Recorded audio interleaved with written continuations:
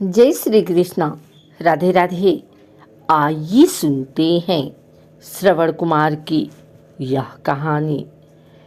बड़ा अच्छा नाम है, मेरा भी नाम श्रवण कुमार है। माता पिता अंधे हैं, ये फूल उन्हीं के लिए रोज ले जाता हूँ और उनके साथ पूजा करता हूँ। फिर भगवान से मांगता हूँ कि हे भगवान, मेरे माता पिता के नेत्रों की ज्योति लौटा दो। इतना कहते कहते श्रवण कुमार रो पड़ते हैं। तभी विद्या भी रोने लगती है। श्रवण कुमार की नज़र विद्या पर पड़ती है। अरे विद्या, तू क्यों रो रही है? विद्या बोली, श्रवण, तुम्हारा दुख मुझसे सहा नहीं जाता। काश मैं तुम्हारे दुख को काट सकती।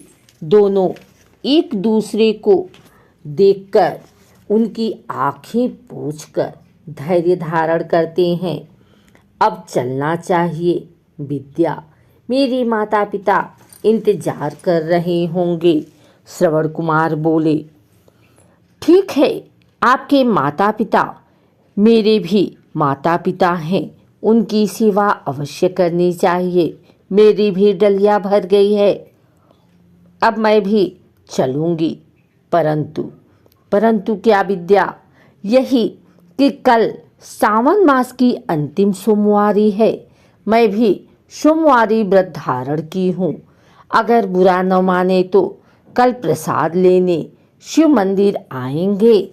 विनीत स्वर में विद्या बोली, विद्या, मैं अपने माताजी एवं पिताजी से आज्ञा लेकर अवश्य आऊँगा।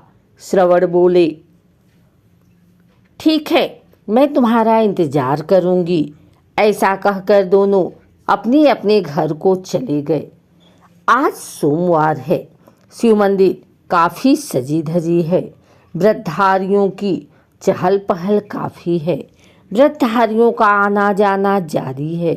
विद्या शिव मंदिर द्वार पर पूजा थाल लिए खड़ी है, मानो श्रवण का इंतजार कर रही है। बात सही भी निकला। देखते ही देखते श्रवण कुमार भी शिव द्वार पर आ जाते हैं। दोनों एक दूसरे को देखकर बड़े प्रसन्न होते हैं। इस समय विद्या रूप, लावण्य और सौंदर्य की प्रतिमा लग रही है। उधर सुंदरता, शांति और आकर्षकता का प्रतीक श्रवण पूजा थाल लिए खड़े हैं। दोनों शिव मंदिर में प्रवेश करते हैं, पूजा अर्चना करते हैं। दोनों एक दूसरे के ललाट पर प्रेम रस से सभी चंदन तिलक लगाते हैं। चंदन ललाट को और नजर का चंदन एक दूसरे की आत्मा स्पर्श करती है। फिर श्रवण कुमार विद्या की बादलों से लहराते बाल, काली आंखें और लाल लाल होठों पर प्रेम भरी मंद मंद मुस्कान को देख मुस्कुराते हैं। उधर विद्या श्रवण को देख शर्माती है। ये तो उन दोनों के अंतर्निहित आत्मा की बात मैंने कही। अब इन दोनों के मुलाकाती बातचीत सुनिए। विद्या बोली, श्रवण जी, आपने भोलेनाथ से क्या मांगा? श्रवण जी बोले, पिताजी के लिए नेत्रों की ज्योति, माँ के लिए सुख और तेरे लिए। तभी तपाक से विद्या श्रवण के मुख पर अपनी उंगली रख देती है।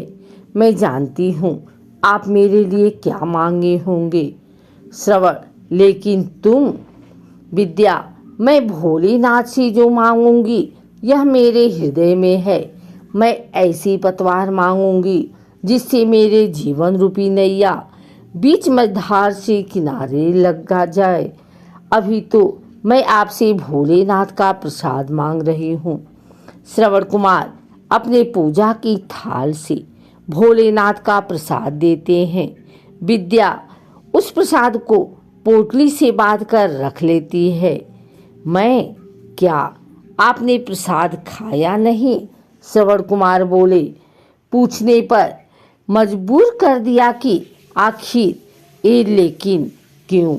ये भोलेनाथ का प्रसाद मैं अकेले नहीं खाऊंगी।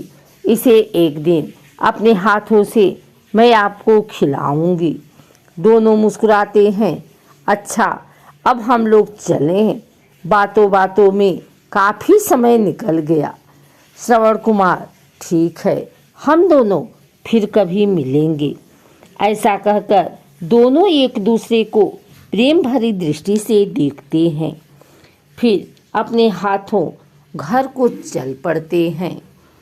हाय प्रभु, एक ज्ञानदेव की अवस्था भी कैसी है, जो समय की बात करते हैं और साथ बिताती जा रही है।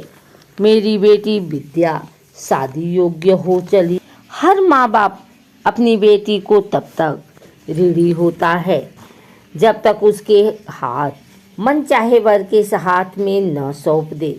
पर मैं क्या करूं, समय के आगे भला इंसान का वश चला है।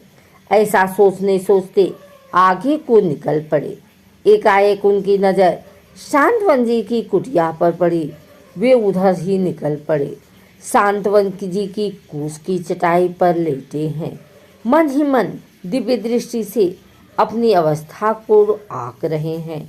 श्रवण उनकी चरण सेवा कर रहा है। तभी कुटिया के बाहर खटखट की आवाज़ सुनाई पड़ी।